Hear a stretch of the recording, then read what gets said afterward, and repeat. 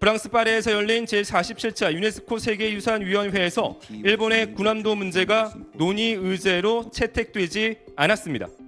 투표 결과 군함도 문제를 의제에서 빼자는 일본 측 안에 21개 위원국 중 기권과 무효 11표를 제외하고 7개국이 찬성표를 던졌습니다.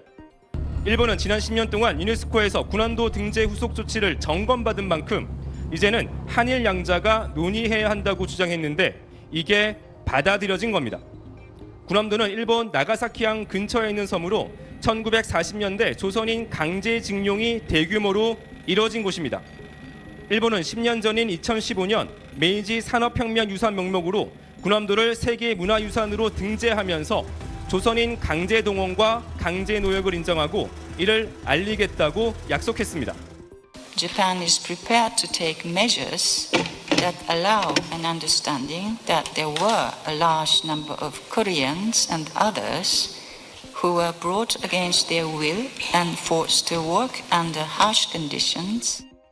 하지만 5년이 지난 2020년에야 군함도 현지가 아닌 도쿄에 문을 연 정보센터에는 강제동원 사실을 기재하지 않았습니다. 유네스코는 지난 2021년 도쿄 정보센터가 전체 역사를 제대로 설명하지 않았다며 강한 유감을 표시한 결정문을 포함해 2015년과 2018년, 2023년까지 모두 4차례에 걸쳐 일본의 후속 조치 이행을 촉구하는 결정문을 채택했습니다. 일본은 아직도 이를 제대로 이행하지 않고 있습니다. 앞으로는 우리나라가 직접 일본에게 후속 조치 이행을 촉구해야 하는 상황이 된 만큼 일본과 실용 외교를 추진하려는 이재명 정부에게도 적잖은 부담으로 작용할 걸로 보입니다. SBS 최재형입니다. 일본이 유네스코에 제출한 메이지 산업혁명 유산 관련 후속 조치를 담은 보고서입니다. 현장이 아닌 도쿄에 세운 정보센터에 유산의 보편적 가치에 대한 설명, 해설사 역량 강화, 개관일 확대 등을 조치로 내세웠습니다. 역사 왜곡을 시정하고 강제 노역 등 전체 역사를 반영하라는 요구가 대부분 반영되지 않았습니다. 우리 정부가 한국인 강제동원 피해자 증언을 전시하라고 요청했지만 한국인 노동자 증언 관련 연구용 참고 자료를 센터 서가에 비치했을 뿐이었습니다. 또 강제동원 시설에서 다수의 한국인 등이 본인의 의사에 반해 동원돼 가혹한 조건에서 강제로 노역한 전체의 역사를 설명하라고 요청한 것도 수용하지 않았습니다. 지난 2023년 9월 일방적으로 도쿄센터에 설치한 한일 강제병합 합법성 전시물과 강제동원 부정자료 등을 철거하라는 요청도 받아들여지지 않았습니다. 일본이 지난 2015년 강제노역 현장인 일명 군함도 탄광을 포함한 메이지 산업혁명 유산을 세계문화유산으로 등재하면서 했던 약속을 지키지 않고 있는 겁니다. 지난해 9월 유네스코 세계유산위원회는 유산 등재 후속 조치에 대해 관련국과 대화하고 약속을 이행하는 것이 중요하다는 결정을 내렸습니다.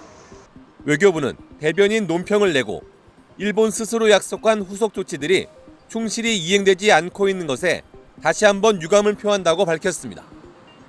외교부 당국자는 일본의 성실히 대화에 임할 것을 촉구하고 유네스코 틀 내에서도 일본의 약속 불이행 문제를 제기해 나갈 예정이라고 설명했습니다.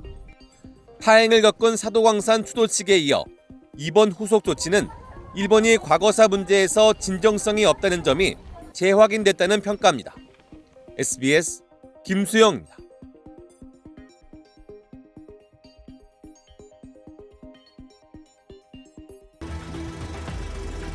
지난 2015년 군함도 세계문화유산 등재 직전 일본은 강제동원과 강제노역이 있었음을 공식 인정했습니다.